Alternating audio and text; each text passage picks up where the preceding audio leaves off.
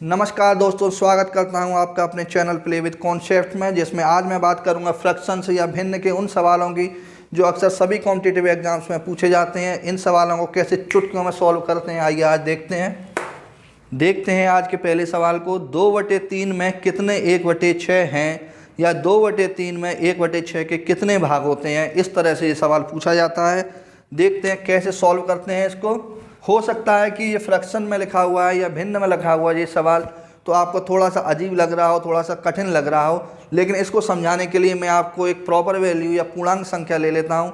तो आप बताइए मुझे 10 में 2 के कितने भाग होते हैं। 10 में 2 के कितने भाग होते हैं, इसको निकालने के लिए हम 10 में 2 से भाग दे देते हैं। जब हम 10 में 2 से भाग दे देंगे तो हमें 5 प्राप्त होगा। तो इसको भाग देने से हमें पता चल गया कि 10 में 2 के 5 भाग होते हैं। अब बस इसी तरह से हम इन सवालों को सॉल्व कर लेते हैं। यहाँ पूछा गया है 2/3 में 2/3 में कितने 1/6 हैं। तो 2/3 में हम 1/6 से भाग दे देंगे। तो इस भाग को कैसे देते हैं, आइए देखते हैं। अब हम 2/3 में भाग देना है 1/6 से। इसको सॉल्व करने के लिए ऊपर वाली भिन्न का जो हर होता है वो नीचे वाली भिन्न के अंश के पास चला जाता है, और नीचे वाली भिन्न का जो हर होता है ऊपर वाली भिन्न के अंश के पास आ जाता है। तो अब हम इसको लिख सकते हैं 2 गुणा 6 और 3 गुणा 1। अब इसको सॉल्व कर लेंगे। 3 दूनी 6 और 2 दूनी 4। यहाँ से अब हमें पता चल गया है 2/3 में 1/6 के 4 भाग होते हैं।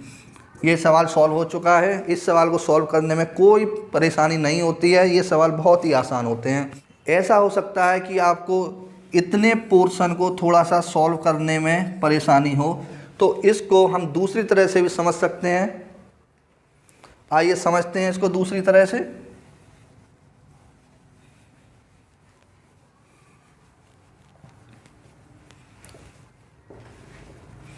यहाँ हम क्या कर रहे हैं, 2/3 में भाग दे रहे हैं 1/6 से। ठीक है, 2/3 में 1/6 से भाग दे रहे हैं। तो इसको आगे हम ऐसे सॉल्व करते हैं। 2/3 और भाग के निशान को बदल कर गुणा का निशान लगा देते हैं, और इस दी हुई भिन्न को पलट कर उल्टा लिख देते हैं। यहाँ पे इस भिन्न का जो अंश है वो यहाँ हर बन जाता है, और इसका जो हर है वो यहाँ पे अंश बन जाता है। अब फिर से इसको उसी तरह सॉल्व कर लेंगे। 3 से 2 बार ये कटेगा, और 2 दूनी 4। यहाँ से भी आपको पता चल गया कि 2/3 में 1/6 के 4 भाग होते हैं। इस तरह के सवालों को इतनी ही आसानी से सॉल्व कर सकते हैं। इसके 3-4 एग्जाम्पल आप अपने आप से करेंगे तो आपको भी आ जाएगा। देखते हैं अपने दूसरे सवाल को। इस तरह के सवाल में हमें कुछ भिन्न दी जाती हैं, और उनके बारे में हमसे पूछा जाता है कि इनमें से बड़ी भिन्न बताइए, इनमें से छोटी भिन्न बताइए, इन भिन्नों को आरोही क्रम में लिखिए, इन भिन्नों को अवरोही क्रम में लिखिए। इस तरह के सवाल हमें हर कॉम्पिटिटिव एग्जाम में देखने को मिलते हैं, जैसे यूपी टेट में, सी टेट में, आरआरबी एनटीपीसी में, आरआरबी ग्रुप डी के एग्ज़ाम में, हर तरह के एग्ज़ाम में इस तरह के सवाल आते हैं। एसएससी सीजीएल तक में इस तरह के सवाल आते हैं। इस तरह के सवालों को कैसे सॉल्व करते हैं, चलिए देखते हैं।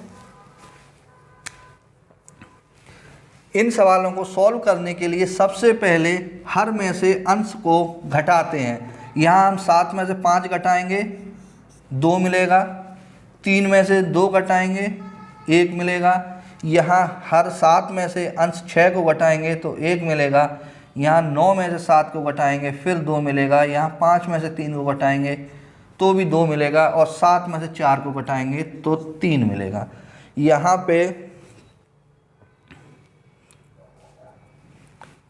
पे हमने सभी हर में से सभी भिन्नों के अंश को घटा लिया है, और घटा के हमको ये वैल्यू प्राप्त हुई है।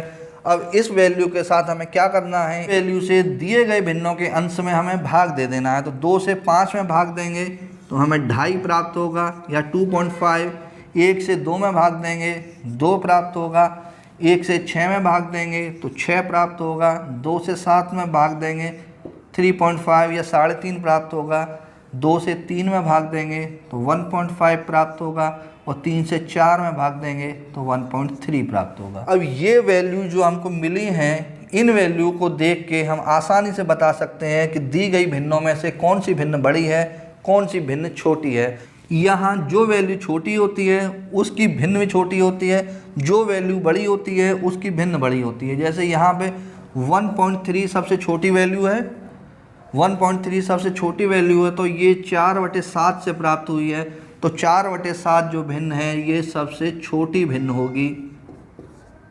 और यहाँ पे सबसे बड़ी वैल्यू 6 है जो 6/7 से प्राप्त हुई है, तो 6/7 भिन्न को सबसे बड़ी भिन्न कहा जाएगा। अब हमने यहाँ तक इस सवाल को सॉल्व करने से हमें ये 2 तरह के क्वेश्चन सॉल्व हो चुके हैं। दी गई भिन्नों में से सबसे बड़ी भिन्न हमने पता कर ली है और दी गई भिन्नों में से सबसे छोटी भिन्न का पता कर लिया है। अब आगे वाले 2 सवालों को देखने के लिए समझते हैं सबसे पहले ये आरोही क्रम क्या होता है। आरोही क्रम वो क्रम होता है जो छोटी संख्या से बड़ी संख्या की ओर बढ़ता है। सबसे पहले छोटी संख्या, फिर बड़ी संख्या, फिर उससे बड़ी संख्या, फिर और बड़ी संख्या। इस क्रम में लिखने की प्रक्रिया को आरोही क्रम कहते हैं। तो इस भिन्न को आरोही क्रम में देखिए कैसे लिखते हैं।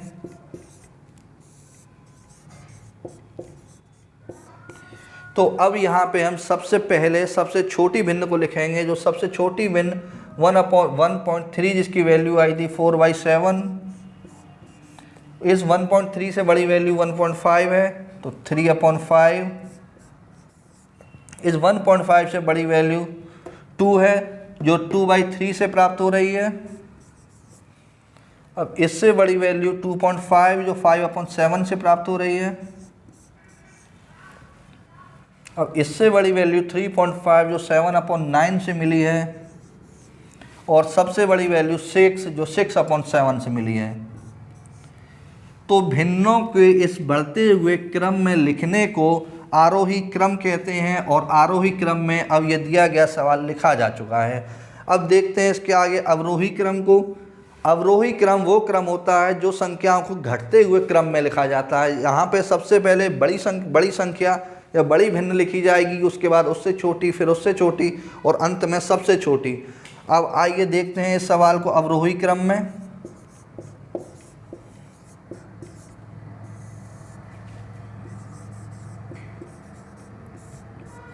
अब अवरोही क्रम में लिखने के लिए सबसे पहले बड़ी भिन्न लिखी जाएगी जो 6 है, जिसकी वैल्यू 6 है, मतलब 6/7। इसके बाद 7/9, इसके बाद 5/7, फिर 2/3, फिर 3/5 और अंत में 4/7 जो सबसे छोटी भिन्न है। अब यहाँ पे हम चारों तरह के सवालों को बहुत अच्छी तरह से समझ चुके हैं। दी गई भिन्नों में से सबसे बड़ी भिन्न प्राप्त करनी हो तो दी गई भिन्नों में से हर में से अंश को घटा के जो संख्या प्राप्त होती है उस संख्या से अंश में भाग देने के बाद हमें जो वैल्यू प्राप्त होती हैं उनमें जो वैल्यू सबसे बड़ी होती है वो वाली भिन्न भी सबसे बड़ी होती है। इस तरह से हम दी गई भिन्नों में से सबसे छोटी भिन्न और सबसे बड़ी भिन्न का आसानी से पता कर लेते हैं। और जब सबसे बड़ी भिन्न और सबसे छोटी भिन्न पता चल जाती हैं तो फिर उनको बहुत आसानी से हम आरोही क्रम में या अवरोही क्रम में भी सजा सकते हैं या लिख सकते हैं। भिन्नों से संबंधित इसी तरह के सवाल सभी एग्जाम्स में पूछे जाते हैं, चाहे यूपी टेट पूछ रहा हो, चाहे आरआरबी एनटीपीसी पूछ रहा हो, सभी में भिन्नों से संबंधित यही सवाल पूछे जाते हैं कि दी गई भिन्न में से कौन सी भिन्न बड़ी है, दी गई भिन्नों में को अवरोही क्रम में लिखिए। अब भिन्नों के टॉपिक में से आपका एक छोटा सा पार्ट अभी बचा हुआ है जिसको बोलते हैं कंटिन्यूअस फ्रैक्शन या सतत भिन्न। सतत भिन्न के ऊपर बहुत जल्दी आपके सामने आऊँगा, तब तक आप देखते रहिए इस वीडियो को और ऐसे ही एजुकेशनल वीडियोज़ देखते रहने के लिए सब्सक्राइब करिए मेरे चैनल प्ले विद कॉन्सेप्ट्स को।